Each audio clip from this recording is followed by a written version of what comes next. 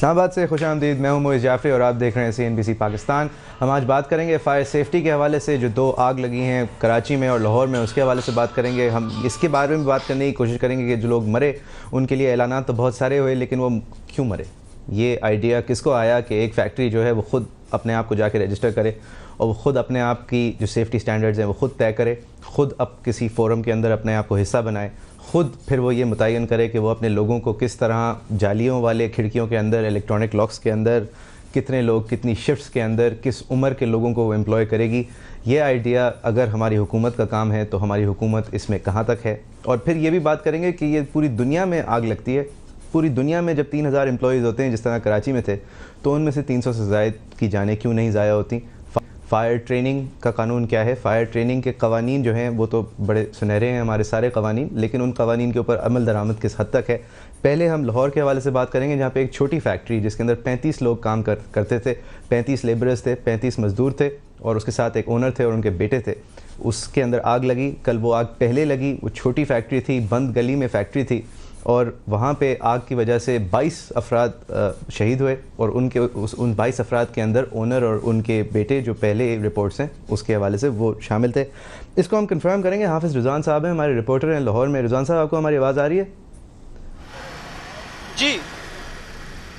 जी रिजवान साहब, बताइएगा ज़रा ये नंबर क्या है और हालत क्या है वहाँ पर, और ये आग लगी क्यों? जी बिल्कुल, आज जो अभी तक तहकीकात के हवाले से अगर बात की जाए तो तहकीकात तो अभी कुछ पेशरफ्त नहीं हो सकी। अलबत्ता ये ज़रूर है कि वज़ीर आला पंजाब की जानिब से गुज़िश्ता रोज़ ही तहकीकाती कमेटी तश्कील दे दी गई थी, जिसके इम्कानात थे कि आज वो वज़ीर आला पंजाब या शहबाज शरीफ को ये रिपोर्ट पेश करेंगे, लेकिन अभी तक जो है वो इब्तदाई तहकीकाती रिपोर्ट भी पेश नहीं की गई। और मैं कैमरामैन से दरख्वास्त करूँगा कि वो आपको ये मनाज़र दिखा सके। ये वो फैक्ट्री है जहाँ पर यह गुज़िश्ता रोज़ अफसोसनाक वाक़या पेश आया। अगर मेरा कैमरामैन आपको दिखा सके तो ये वो फैक्ट्री है जहाँ पर गुज़िश्ता रोज़ ये वाक़या पेश आया है, जिसमें 25 अफराद जो हैं वो जाँ बहक हो गए, जबकि 10 अफराद जो हैं वो शदीद ज़ख्मी हैं, जिनमें से 2 अफराद की हालत जो है वो अभी तक बहुत तशवीशनाक जो है वो बताई जा रही है। लेकिन आज जो है वज़ीर आला पंजाब की जो तहकीकाती कमेटी थी उसने यहाँ का दौरा किया है और यहाँ से कुछ एविडेंस इकट्ठे किए हैं। उसके बाद वो यहाँ से मुख्तलिफ हॉस्पिटल्स में गई हैं, जहाँ पर ज़ख्मियों को भेजा गया था, मुंतकिल किया गया था, जहाँ पर ज़ख्मी अभी तक जो दाखिल हैं उनके बयानात वहाँ पर उन्होंने जो है वो कलमबंद किए हैं।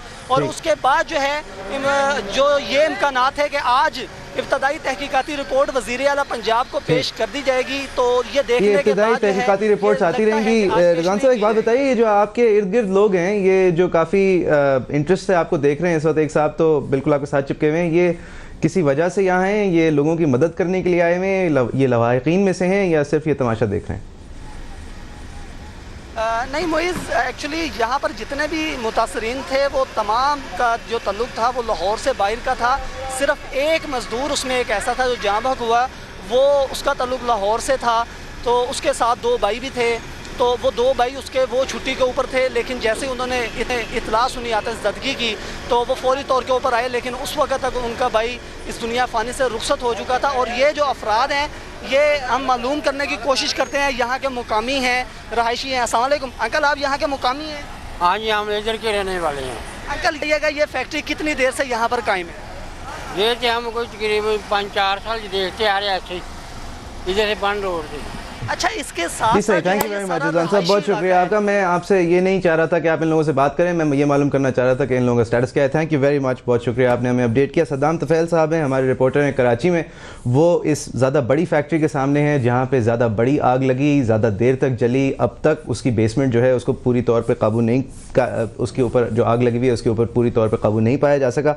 सद्दाम, इस वक्त क्या सिचुएशन है? 289 डेड, 279 हलाकतें रिपोर्टेड हैं, इससे ज़्यादा होने का खदशा है। इस वक्त क्या नंबर है? ये आग कैसे लगी और इतने लोग क्यों मरे, इतनी जानें क्यों ज़ाया हुई? मुइज़, यहाँ पर अभी भी तहखाने में लाशें मौजूद हैं जिनको निकालना खासा दुश्वार है, क्योंकि यहाँ पर बारिश का सिलसिला भी जारी रहा, उसके बाद अब रात पड़ चुकी है, अंधेरा है, लेकिन इमदादी कारकुनान अपनी कार्रवाइयों में मसरूफ़ हैं। इसके साथ साथ कुछ हिस्सा मुनहदिम भी हुआ है और इस वक्त भी इस इमारत के बारे में, ये अली इंटरप्राइजेज़ जो इस गारमेंट फैक्ट्री का नाम है, यहाँ के बारे में ये प्रेडिक्शन दी गई है कि ये किसी भी वक्त कहीं से भी मुनहदिम हो सकती है। इसके अलावा हम अंदर भी दाखिल हुए थे हम, और वहाँ पर सूरत हाल थी। तहखाने में जाना खासा दुश्वार है और जहाँ पर पानी जमा है वो खौलता हुआ पानी नहीं है। तो जब हमने अंदर मूव करने की कोशिश की तो बाज़ जगह पर ज़मीन जो है वो हिल रही थी क्योंकि नीचे तहखाना है, अभी भी लाशें मौजूद हैं। और जो फिगर दिया गया है लाजमी तौर पर जो सूरत हाल है हमारे सामने, ये फिगर उससे कहीं ज़्यादा है जो फिगर अब तक रिपोर्ट हुआ है, क्योंकि जो लाशें सिविल अस्पताल गई हैं या अब्बासी शहीद गई हैं, उसके अलावा ये नंबर आप कंफर्म कर सकेंगे कि 3000 लोग काम कर रहे थे अलग अलग शिफ्ट्स में? जी बिल्कुल, हमें ये बताया गया है कि 1200 अफराद उस वक्त मौजूद थे यहाँ पर। इसके साथ साथ यहाँ पर एक साहब से हमारी बात हुई थी, बुज़ुर्ग थे जो यहीं पर रहते हैं। उनका ये कहना था कि 450 से ज़ायद, उनका ये कहना था कि वो यहाँ पर कल से मौजूद हैं और उन्होंने 450 का फिगर दिया है, लेकिन ज़ाहिर है कि ये अब तक इसका तयन नहीं किया जा सकता क्योंकि रिपोर्ट जो है वो ज़ाहिर है कि 279। ठीक है सदाम, क्या ये बात दुरुस्त है, आप फैक्ट्री के पास हैं, ये बात दुरुस्त है कि इस पूरे जो 4000 अगर 3000 लोग एम्प्लॉय करती थी, 1200 सुबह की शिफ्ट, 1200 शाम की शिफ्ट और रात की शिफ्ट में 600, 3000 के करीब पहुँचते हैं। आप कह रहे हैं 1200 की शिफ्ट उस वक्त वहाँ मौजूद थी, शिफ्ट चेंज का टाइम, ये बात सही है कि इस पूरी इमारत का एक एंट्री पॉइंट है? जी हाँ बिल्कुल, एक एंट्री पॉइंट है और जो बाकी रास्ते जो निकाले गए हैं वो दीवारों को तोड़कर, और जो तहखाने में दाखिले के लिए कोशिश की गई है वो भी दीवारों को तोड़कर की गई है और होल्स बनाए गए हैं, सुराख किए गए दीवारों में। उसके बाद इमदादी कारकुनान ने अंदर दाखिल होने की कोशिश की है। क्या ये बात दुरुस्त है कि इसका जो एक दरवाज़ा है उस एक दरवाजे पे इलेक्ट्रॉनिक लॉक लगा हुआ था जो काम करना छोड़ गया था जब आग लगी?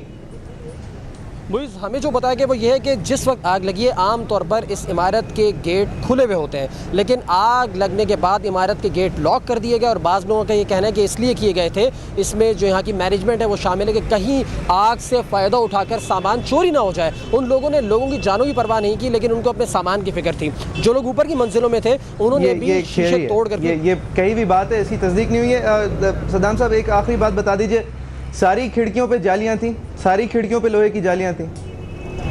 जी हाँ, लोहे की जालियाँ भी थी और कुछ जगह पर जो शीशा जहाँ पर जालियाँ नहीं थी उन्हें तोड़ा गया है। सिलाई मशीन्स लेकर लोगों ने उन शीशों को तोड़ने की कोशिश की है और वे फिर वहाँ से कुछ लोग नीचे उन्होंने ज़ाहिर जंप किया है, जिसके बायस कुछ लोगों की टांगें टूट गई। मैं रात में भी सिविल अस्पताल में मौजूद था, वहाँ पर ऐसे ज़ख्मी आए थे जिन्होंने ऊपर से जंप किया था क्योंकि 4 मंजिला ये इमारत है, फिर नीचे बेसमेंट भी है। तो जो लोग ऊपर थे उन्होंने ऊपर जंप करके अपनी जान बचाई है। वो ज़ख्मी सिविल अस्पताल आते रहे, लेकिन ज़ाहिर है कि इतनी ऊँचाई से जंप करने के बाद वो अपनी टांगों से ज़ाहिर है कि उनके टांगों की टांगें टूट चुकी थी। सदाम बहुत शुक्रिया, thank you very much for the update. बहुत शुक्रिया आपने हमें ज्वाइन किया। रुज़ान साहब आपको भी बहुत शुक्रिया, आपने लाहौर की अपडेट दी। हम अब स्टूडियो की तरफ आते हैं, अपने मेहमानों को तारुफ कराते चलें। सेनेटर ताहिर मशहदी हैं MQM के और एक रिकॉर्ड है इनका सेनेट के अंदर सबसे ज़्यादा जिन्होंने आवाज़ लॉक की हैं आर्ग्यूमेंट में, डिबेट में, बहस में, वो ताहिर मशहदी साहब का पुराना भी है और अब का भी है। Thank you very much, it's a privilege to have you. और हमारे साथ रुबीना कायम खानी साहबा हैं, MNA है पीपल्स पार्टी की, पार्लियामेंट्री सेक्रेटरी हैं ह्यूमन राइट्स की। Thank you very much for joining us. Human rights के हवाले से हम आज बिलखुसूस बात करेंगे क्योंकि ये इंसान ही थे, हालांकि हम इनको मुर्गियों की तरह ट्रीट करते हैं। जब आग लग जाती है तो दरवाज़ा बंद कर देते हैं कि कोई कुछ लेके भाग ना जाए। हमें लाहौर से ज्वाइन कर रहे हैं इब्राहिम मुगल साहब, चेयरमैन एग्री फोरम पाकिस्तान। ये एग्रीकल्चर के हवाले से तो आज बात नहीं करेंगे, लेकिन प्रोपोर हैं, मज़दूर के दोस्त हैं। हम इनसे बात करने की कोशिश करेंगे कि ये जो आइडिया है कि आप एक आदमी को, एक बहुत पुराना आइडिया है, लेबर डे हम सेलिब्रेट भी करते हैं, इस मुल्क में भी करते हैं कि 8 घंटे आप काम करें, 8 घंटे आप आराम करें और 8 घंटे जो आपके बचते हैं वो आपका आइडिया ये है कि आप सैर व तफरी में गुजारें। खैर, इब्राहिम मुगल साहब हमें थोड़ी देर में ज्वाइन करेंगे। हम अगर स्टूडियो के अंदर से कॉन्वर्सेशन शुरू करें, ताहिर मशहदी साहब MQM stake holder in Karachi sir, आप मिनिस्ट्रीज़ भी सारी आपकी, ये कैसे हुआ? ये तो बिस्मिल्लाहिर्रहमानिर्रहीम, ये ट्रेजेडी इतनी बड़ी ट्रेजेडी है कि इसको ऊपर जितना भी अफसोस किया जाए वो कम है और जितनी भी कंडोलेंसेस किए जाएं, यही हुई जाने तो वापस नहीं आती। मगर ये मैं बताऊं कि जब से ये हादसा हुआ है, और ये हुआ है नेगलेक्ट, कंप्लीट नेगलेक्ट की वजह से। ग्रीड ये हुआ है हमारी ये जो कानून हैं, जो भी मौजूद कानून हैं, उनकी खिलाफ वर्जी करने की वजह से। जब बिल्डिंग्स बनती हैं, बिल्डिंग प्लान पास हो जाते हैं, सब कुछ करप्शन से वो लोग पास करवा लेते हैं। जब कंस्ट्रक्शन हो रही होती है कोई मॉनिटरिंग नहीं है, और जो गवर्नमेंट ऑफिशियल्स हैं पेटी लेवल के, जो कि सुपरविजरी स्टाफ होता है, वो नहीं देखते। और उसके बाद जो इंजीनियर्स हैं जिन्होंने all correct, all okay report देनी होती है कि ये building fit for human living है या फिट फॉर ये है।